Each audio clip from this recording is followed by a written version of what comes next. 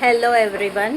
So मी हा video बनवत आहे स्पेशल, कारण की मला आज काहीतरी नवीन माहीत पडलं आहे. तर आपण सगळ्यांनी स्कूलमध्ये किंवा कॉलेजेसमध्ये आपल्या स्कूल लाईफमध्ये आपण खूप सारे इरेझर यूज केले असतील, हे की नाही? तुम्ही पण केले असणार, मी पण केले आहे.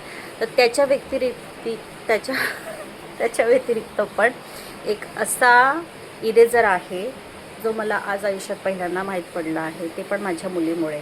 Mechanical eraser. असा पण एक काहीतरी इरेझर असतो पेनासारखा.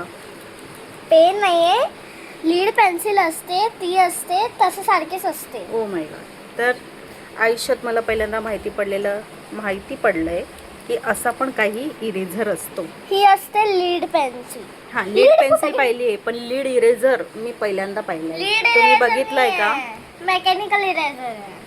हां, तर या इरेझरचं नाव आहे मेकॅनिकल इरेझर. कारण की माझी मुलगी आता सध्या करते आहे ड्रॉइंगचे क्लासेस. स्केच आर्टिस्ट बनणार आहे. तर त्याच्यासाठी तिला वेगवेगळे आणि हां, पेन्सिलांच्या पण व्हरायटी माहिती पडल्या आहे, त्याचा पण मी व्हिडिओ बनवते.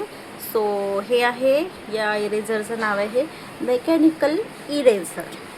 याच्यात एक लीड टाकून मिळतात आणि 2 लीड अजून मिळतात. काय कळलं? लीडवालं इरेझर आहे. माहित होतं का तुम्हाला? लोकांना माहित असेल तर मला कमेंटमध्ये सांगा. लीड वाले नाही, मेकॅनिकल इरेझर. Mechanical eraser. तर हे मेकॅनिकल इरेझर आहे, जे ड्रॉइंग्स करतात ॲडव्हान्स लेवलची, तर त्यांना माहीत असेल. मला नव्हतं माहिती, मला आज माहिती पडलं की अशा टाईपचं पण इरेझर असतं. तर कोणाकोणाला माहीत होतं आणि कोणाकोणाला आज कळलं तर त्यांनी मला कमेंटमध्ये सांगा.